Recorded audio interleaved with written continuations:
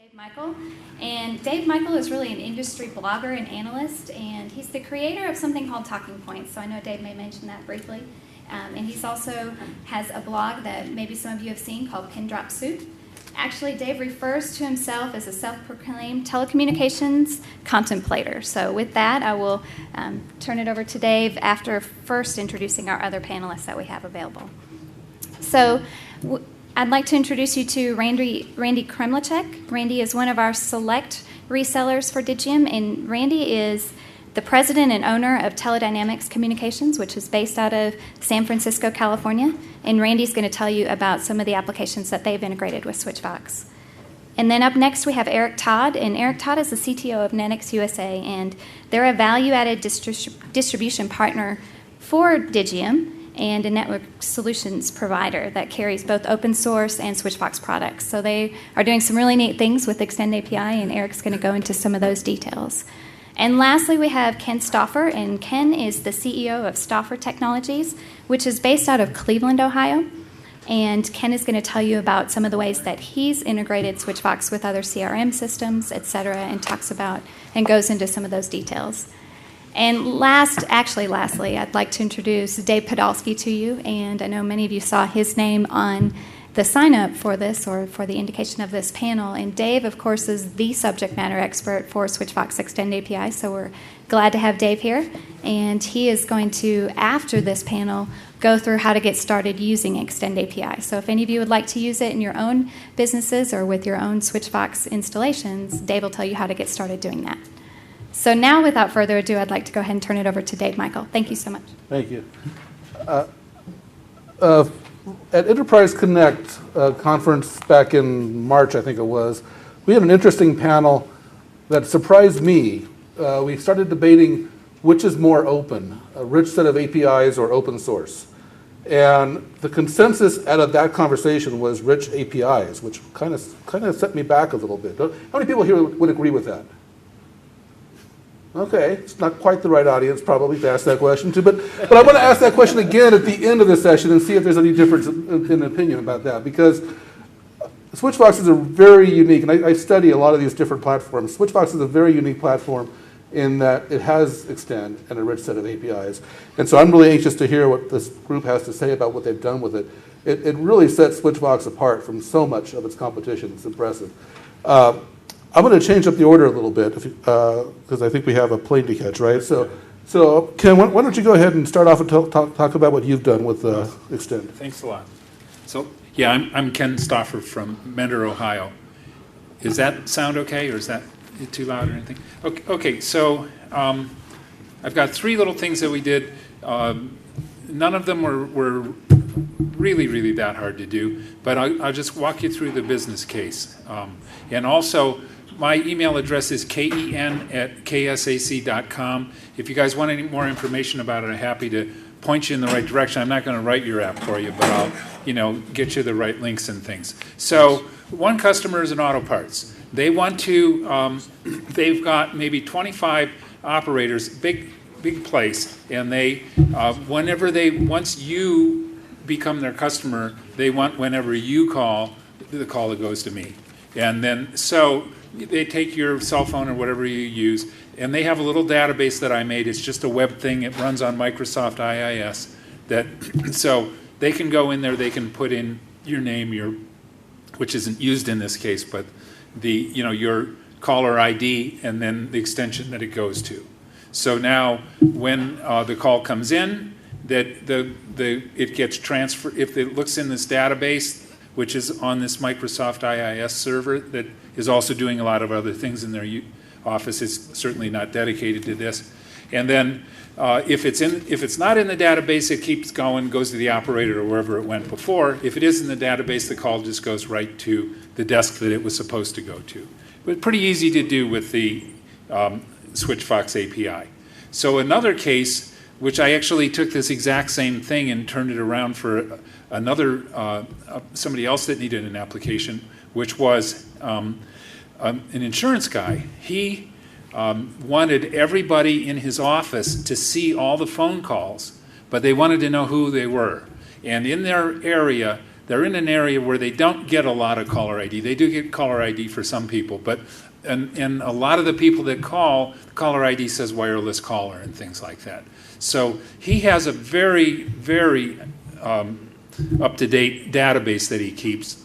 I uploaded it into this same thing that I use for the auto parts guys, and instead of having it transferred to an extension now, so the caller ID number comes in, and it changes the name in SwitchFox, the caller ID name. So when you know, a lot of times you can see pop-ups that'll go pop something up. Well, they don't pop up till probably after you've answered the call. You know, that they take a while. This is instantaneous, and before your phone starts ringing, your phone already has their name on it. So now these people then can make the decision of who should pick it up. You know, they know whether they talked to him recently or not. And so that was two things that really these people really loved, that really helped them, and it was pretty easy to do with SwitchFox. The third thing that I did was a Microsoft CRM integration package, which included, you know, you actually find the contact in it, and then you can click on it and get right into the CRM record that they would need. And you can click to dial from the Microsoft CRM menus. Once again, all things that were pretty easily done. The Microsoft thing was a bit more technical, but and I'm happy to help you guys get started if you're interested in doing similar things. But I think for now. Let's go ahead and see if there's any immediate questions. Oh, turn it off. Are there any immediate questions for Ken? I have a question for you. Okay. If you changed your CRM Yes. from the Microsoft solution you have to something else, Yes. is all your effort wasted? That's correct. Well, yes. Well, the thing that I built was a Microsoft CRM integration package SwitchFox comes with Salesforce and Sugar CRM out of the box, and the hooks for you to build your own panel that do whatever you want it to do. And that's in the switchboard. I don't know how familiar everybody is with SwitchFox, but yes. But in this case, this thing is only useful for if you have Microsoft CRM and you want to use SwitchFox. Okay. Anything else? All right. In the back? Question for you. Yes. What is this thing when you're talking about the Microsoft CRM integration? Is it something you wrote in Windows? Is it Okay, yes. So in the case of Microsoft, there's a few ways that you can customize things. In this case, I did it through, they have a folder you can drop custom documents in. And so we actually wrote new Microsoft CRM panels. And once again, if you want to email me, I'd be happy to let you know a little more about how I did that if you're interested in working with that. Anybody else? Great, thanks. Eric, you want to? Sure, I'll go ahead and go. So I just want to mention that Eric is with Next USA, which is a distributor.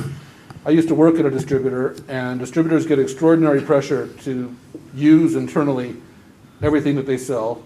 And it's, you know, if you could put yourself in a position where you're a distributor and you have access to almost anything you want, probably for near free, it's kind of a nice statement when they picked a product. So why don't you go ahead with So that? appreciate that. Good lead in. I hope everybody can hear me.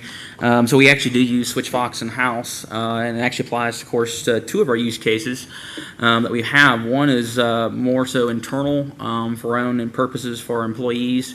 It's really covering audit logs, audit trails, as well as some things with our own CRM system. We're kind of an oddball in that everything that we operate off of, we've actually developed in-house. But a lot of this, of course, still applies to partners that may piecemeal solutions from stuff that's already pre-developed, such as Sugar CRM and other applications. The other use case I'm going to take you through is a little more unique, and it's more catered to what our focus is, and it's automation around deployments of equipment, regardless of what it is and what type of end customer install it is. So I'm going to take you through first, again, the use case with our audit logs internally. One thing I do want to note is, we're definitely pleased that Digium has gone the route of releasing these APIs. We're a firm believer in using APIs and generating those ourselves. a lot of our systems actually today, we've developed over the past 5 to 6 years, are API based. We actually started a lot of our sites with the API, and then having our sites use those APIs to allow us for a lot of scalability and a lot of integration, and it really opens up some doors for some new opportunities for VARs, I think, as it relates to what customer opportunities are out there. If they have a specific challenge, having access to these APIs, you can typically do a mashup to solve that problem. So the more and more these things are used, well, guess what? They're going to expand them more, and there's more applications, and hopefully that information is shared. So that's kind of what we're here today, is to share some of that information, hopefully to educate some of the partners here today. So on the first use case, what we've basically done is we've got our sales groups, our support teams, and accounting teams that we've got. And the challenge that we had is, we're trying to mash up all this data with activities they do in our back office systems that we've developed, other systems, and kind of tracking their day-to-day type usage and time. So a key part of that, of course, is how much time are they on the phone? Really basic information. So what we're doing is we're doing some gets. I think we're using the pickle extension with SwitchFox, of course. But we're pulling that information in as far as XML, putting into a MySQL database, saving it, using the service that we've developed, pulling that data in, and we match it to the employees and positions. And so basically, you can come to our system. A manager can go in and say, "Hey, I want to see what Jim here has done today," and I see a timeline built in a calendar view, basically built out using Ajax or jQuery, and basically you'll see that for these 30 minutes, they're on this call with this individual, and it mapped to this entry in our CRM. So they talked to ABC company for this long, and they were a salesperson. And then you see after that, there was an order placed, that they did something in our back office system. And then 2 hours later, you see a call down here. And it tracks inbound and outbound traffic. So we're basically able to build a pretty good idea as far as a timeline of what consists of that person's day-to-day. And then basically apply qualifiers to that and some benchmarks to see how that employee is performing. So being able to access these APIs just to pull in simple CDR data, honestly in real time, is a crucial part for us being able to do that. And a lot of companies, especially on the call center side, have to track employee productivity. So that's a big part of what we're doing there. The other part is with the CDR records we're pulling in, it's also tracking call counting data as far as for goals for our sales team. Most companies have a sales force. You typically have to set some requirements, how many customers they bring in, how many deals are they going to close. The other thing you may do is they may be cold calling.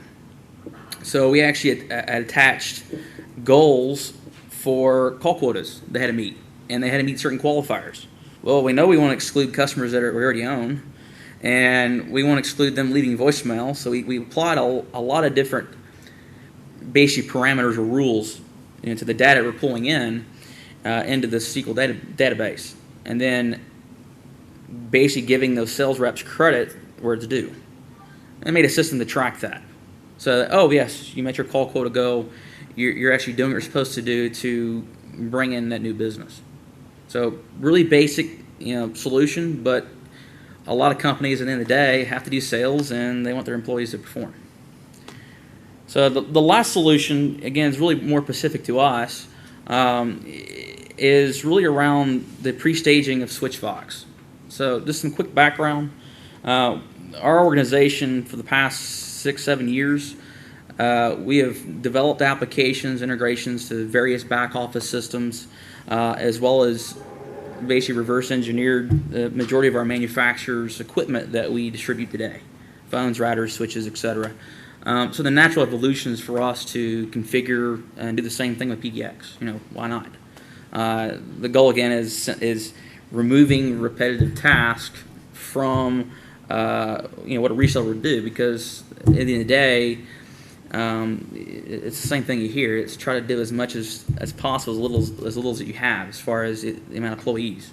do a lot with little from that standpoint. So what we've done is basically applied those technologies with our platform and are able to, in essence, build a SwitchVox system for a VAR.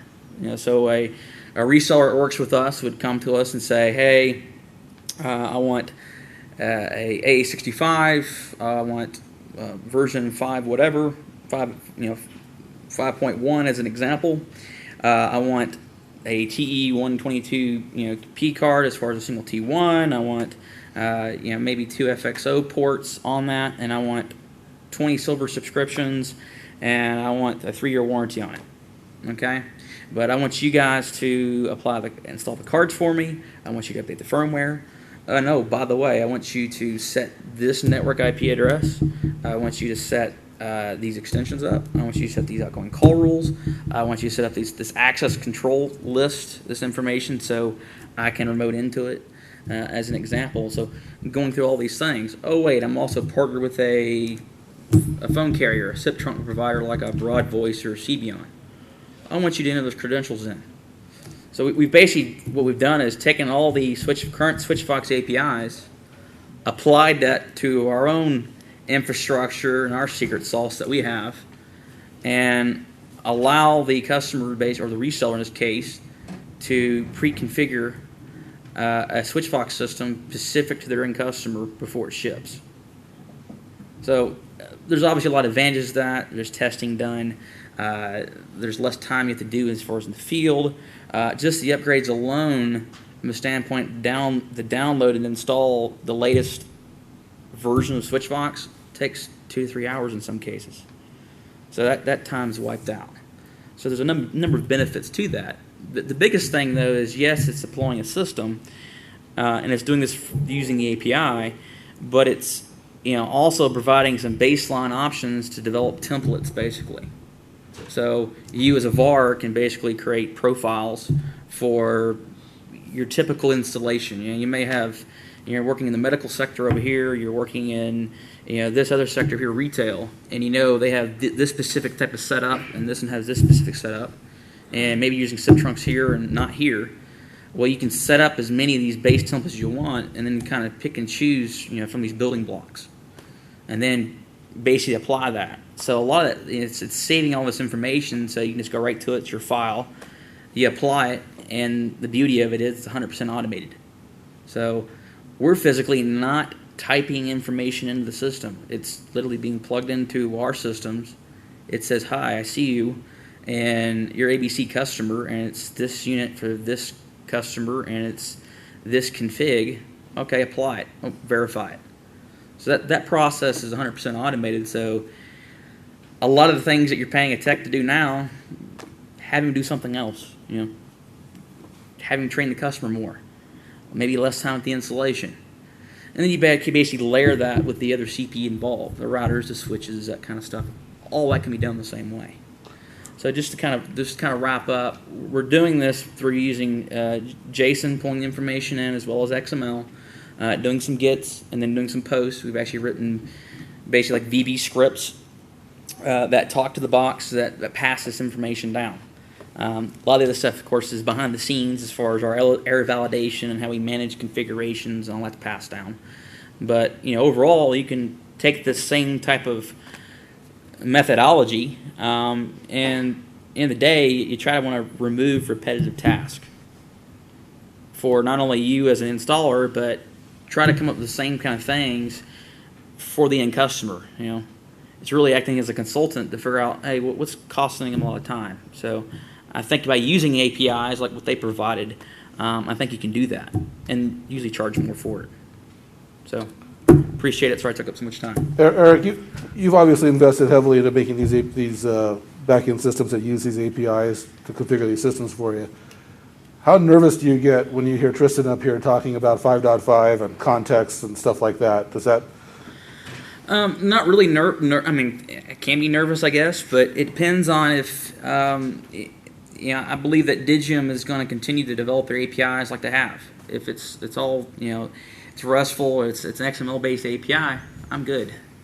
Because, for us, it's a commitment we've made to develop a lifecycle, much like Digium has. You got an 8-month cycle. I've got something similar for what we're doing, but we've got product managers and engineers that are constantly having doing device updates. That's part of our normal cycle. Have you seen in the past upgrades previous APIs broken? We have. It's mostly been smaller things. I mean, the biggest transition was from 4.5 to 5.0, really. Where we saw a lot of changes. The API changed a little bit. There is some mix of, I think this is just purely, the product's really maturing a lot. We're seeing over the past year and a half is in some cases they're using JSON over here, in some cases they're using XML. That's kind of being blended over time, and then over time it's getting a lot easier to work with, especially for us. Any other questions? So I'm one of your customers, so it's exciting to hear what you're doing. But now, how do you get the data from the customer? Do you have a portal onto your system so they're typing it into the same place that sends it into the system? Or do they send you something that has to be transcribed into your...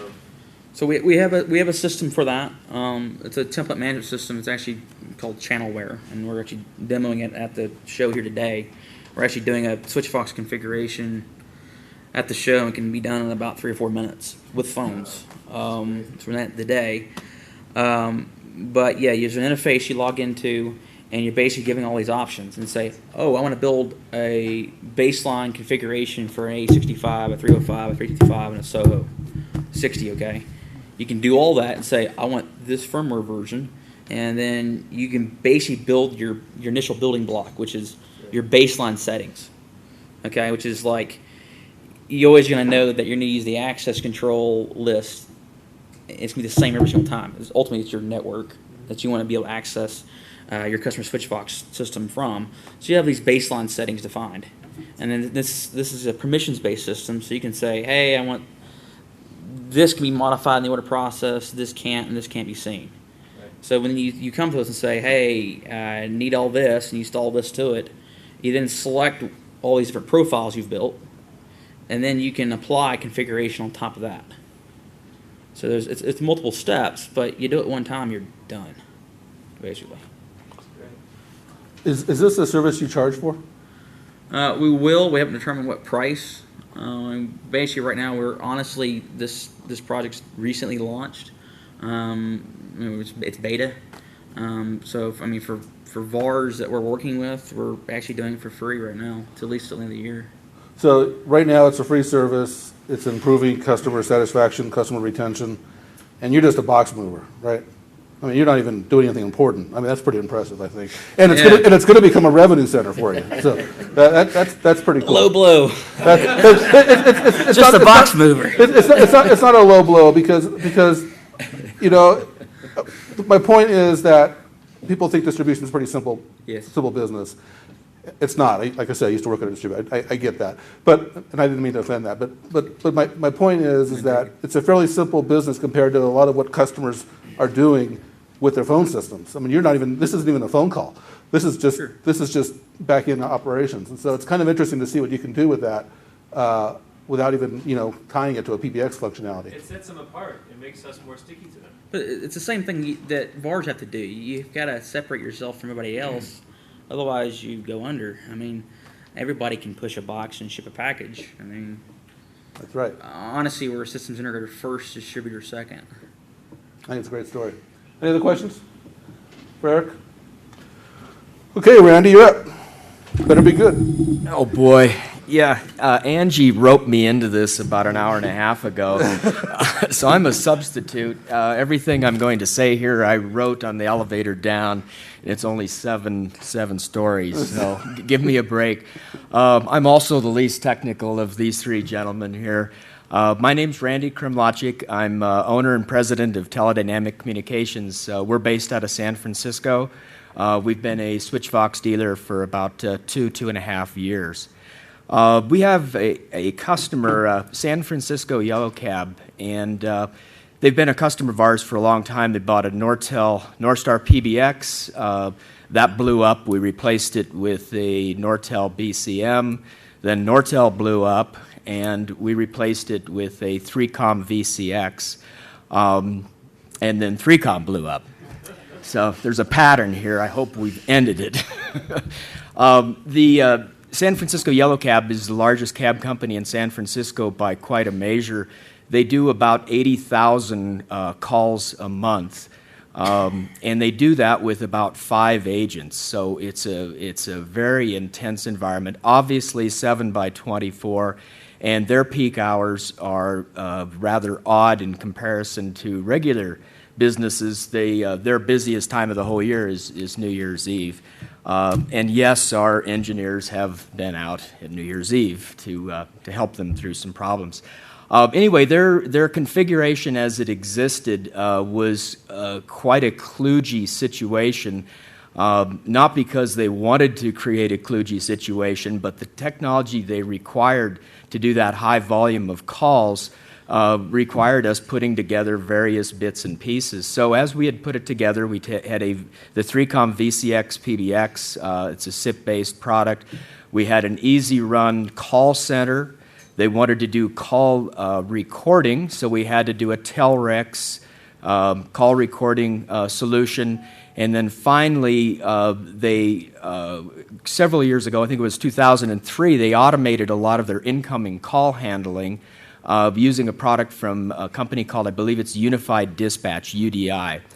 And so we had all these various boxes working together. We had SIP to SIP. We had analog integration from the UDI to Dialogic cards, and it was really quite a mess. When it worked well, it was a wonderful thing because over 80% of their phone calls were handled in an automated fashion, meaning a caller called in, it recognized the calling line ID and said, "Would you like to be picked up at home?" Press 1 for yes, it would dip into the database. Then it would go out and go to the dispatch. So when it worked, it was beautiful. But when it didn't work, those 5 agents were just absolutely inundated with phone calls, and people screamed and hollered, and it was just a very ugly situation. So we had been working with their IT manager who'd been with Yellow for the last 15, 18 years, and this has been driving him crazy for all of those years. He's pushing new technology. They push him to have more technology, but the more technology was pushed, the greater the solution, but also the greater downtime and the greater impact upon the organization. So we started talking about a Digium solution, and he got quite interested. He had just a smidgen of asterisk experience, and his idea was to put an asterisk box in. And I said, because we are not as well versed in asterisk, I said, why don't you take a look at the SwitchVox? The APIs are fairly strong. And so he kind of begrudgingly accepted a box. We sent it up to him. He got it on Friday afternoon, and on Monday he called up and he goes, "Man, this is way better." He goes, "Most of the work has already been done for me." He goes, I've already done an alpha here, and I think this is going to work for us." So from Friday night at 5 o'clock till Monday at 8 in the morning, he had already gone that far down the development process that he was confident that it would work. So the next step was he specializes in the taxi, it's called the taxi, paratransit, and limousine industry. And he had another smaller customer, all Russian taxi company. Taxi companies are everything that it looks like in TV, too. It's quite a deal. And then when you have a bunch of Russian taxi owners, it's very interesting. Anyway, they became our beta test site. This was unknown to them. We offered the technology to them, and the guys sat there and babysat them for 2 or 3 days, and it worked. The functionality was there, and they became our first customer. So we then took that over to San Francisco Yellow Cab, and we have replaced the call recording.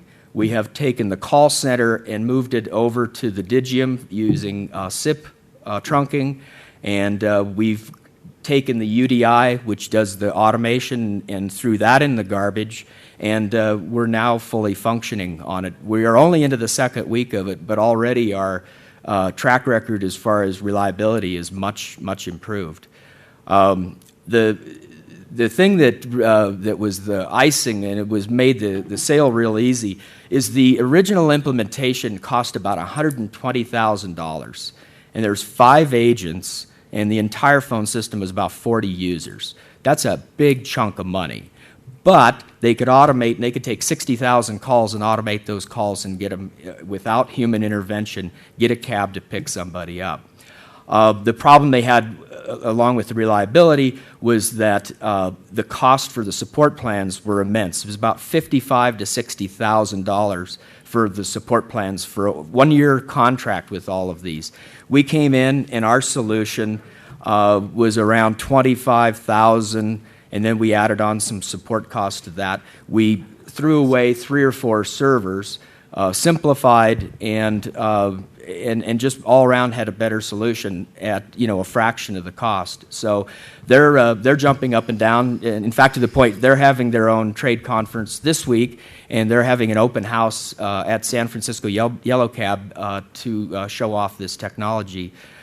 We've had several other customers in that particular industry that have shown some interest, and we'd be glad to share our experiences. Or if you'd like to buy our solution, I think you could probably twist our arm on that also. So, Any questions off the bat? So I started off this session, and I was talking about the conversation back at Enterprise Connect for open source versus APIs. Is this thing still on? Obviously, open source is more open, right? There's no question about that. But the point of the conversation and where the conversation ended up was, and why APIs were favored, was because of the points that Randy just made, which were that finding somebody who can actually tweak and manage open source PBX functionality is not a trivial matter. You guys are a rare breed. And finding people who can manage APIs is much easier. And so the point was that it's more open to go with APIs because it's much more supportable. I asked a question of Eric about the updates. And he said, yeah, we had a few hiccups with updates, but you've had that same problem with open source. And what were the skills necessary to troubleshoot and solve those is a pretty big difference. And so here's a dealer. Randy's a dealer, reasonably technical savvy, and they're like, we're not sure we could do this with Asterisk, but they had a very strong success story with APIs. And so it was an interesting session because we really hammered out. Everybody came in there, including me, that open source is clearly more open, more flexible, more versatile, and it kind of is, but only to a rare handful of people in the world. Okay, more than a handful. And it's there's a whole hotel of them here. But it's interesting trade-off. So the interesting thing about SwitchVox too is that there's no charge for this. You talked about the cost of support. SwitchVox is really based on, and I hate to say this with Digian people in the room, they might fix it, but it's charged on a per phone model. They don't charge for extend. And so the first example was, PBX-centered environments where they were managing calls and screen pops and whatnot. But you don't have to do all that. You could have this thing, the AstroCon I went to in Phoenix, there was a guy talking about using it to set up a medical office, calling out to remind people about their appointments. You don't need to change the phone system they have. You can put SwitchVox in there without any phones really cheaply with a really cheap maintenance plan and get a lot of functionality, or possibly in your facility and do this over the internet. There's a lot of capability with this solution. Let's see. As far as I know, is that correct? There's no charge for extend licensing? Did you? Yeah. And I would add in is we got some support. I should say the developer got some support. He didn't need very much support. And again, I don't mean to demean this individual's skill set, but he's an IT guy that works in the taxi industry. He's not a developer. That's not what he does for a living. Sharp guy, but he's not a telephony guy. Again, he did that without any training wheels. He made, I believe, maybe 2, 3, 4 fairly quick phone calls to tech support. That was all entirely free and included in this support. And so it was a wonderful thing. It was a very compact development cycle. The support was there when he needed, and the end result was lickety-split. I've been watching SwitchVox, well, before Digium was in the picture, back when it was for-loop. And I think it's been interesting to watch Tristan as she presents this over the years. And she's still saying it. I'm kind of wondering when she's going to change it. But her pitch earlier today was still, we're trying to extendify everything the admin can do. And we're making great progress. Today she said, the tipping point was 5.0. I'm kind of expecting one of these AstroCons for her to say, we gave up on the admin interface. We're going way beyond that on Extend, because I think it's one of the most powerful. I wouldn't be surprised if you see exhibitors in a couple of years on AstroCon saying, yeah, we have a new admin interface for SwitchVox. Ours is better. And we're just using the Extend APIs. Because I think that's the way things typically evolve. You try to develop it first to be as good as or as rich as the one model, and eventually it overtakes. And so I'm kind of waiting for that to happen.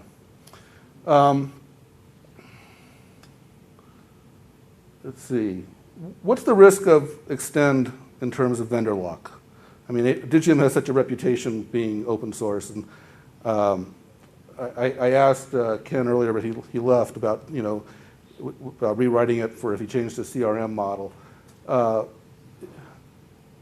If things changed and there was another product that you wanted to use, or Digium decided to kill Extend in the next release, what's the chance of being able to reuse a lot of this code? Is this a big risk?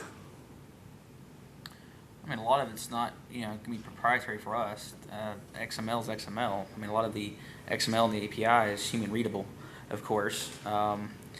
So I'd probably say no. I mean, there are some specific, caveat, some things that we're doing that's special cases specific to SwitchVox. There's some time invested, but there's always going to be risk with any development you do. The key is if you've developed a baseline over here that you've sold this many types of solutions to this customer base, you're bound to get some more. So it kind of makes sense to spend some of that time and do that development effort. Overall, a lot of stuff is reused elsewhere. I mean, it's a case in point. We were doing this with phones, routers, and switches, not PBXs. So it's coders just reuse code. That's just what you do. That's what you do. What kind of walls have you hit? What features of Extend are missing? I mean, there's a lot. There's a lot of stuff that needs to be added to SwitchVox. No doubt about that. I mean, the API, I guess it's on its, and somebody correct me if I'm wrong, second release, I believe, from what I've seen. So there's still a lot of missing options that the GUI supports, the API doesn't. And as your point, it should be the other way around. That's the way you see a lot of APIs out there today, especially for these larger back office and ERP systems. That's kind of where we kind of come from, is on that side. So it's kind of expected. There's things around handling as far as for the cards. There's things for like basic things like registrations for MAC addresses. There's access to things that are going on with the calls themselves. There's a list of options that need to be exposed. That yes, they're in the GUI. The challenge is, I think for Digium from a development standpoint, is a lot of that logic and a lot of that code is built into the GUI. I manage a team of developers, and they're guilty of this too. They'll build the logic in the GUI and not build business logic on the API and an object for business logic. And so it's very difficult to take it from over here to over here and relay it in a human readable XML format, because there may be these things called interdependencies are a challenge for any developer that's out there. And so the easiest path of least resistance is hard code the interdependency in the GUI and not doing the API. So I think that's a lot of the transition that has to happen is for that, to where more and more of it can be accessed. But I think before that's going to be done, more people have to show interest in the API. And then again, it goes back to more people develop on it. There's more things people are going to have access to, and more opportunity to win business.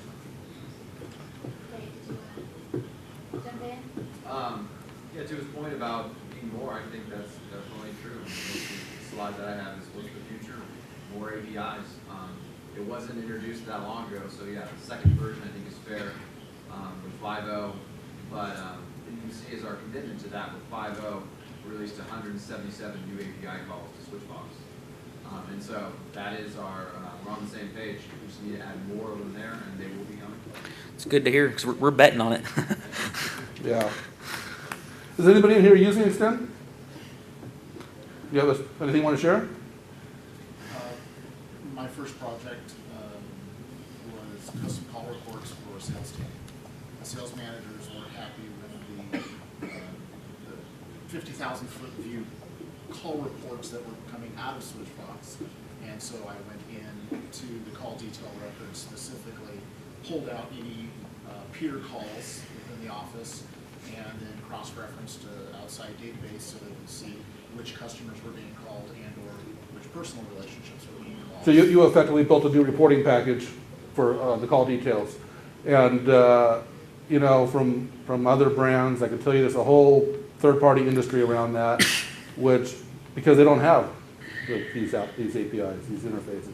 It's a really, I've told Digium, which is probably why I got invited to moderate this, that this is probably the best kept secret in the industry, because it's really a very powerful set of APIs that surprisingly isn't charged for.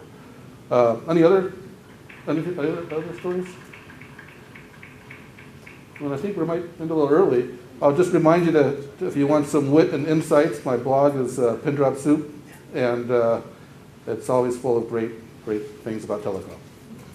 Thank you.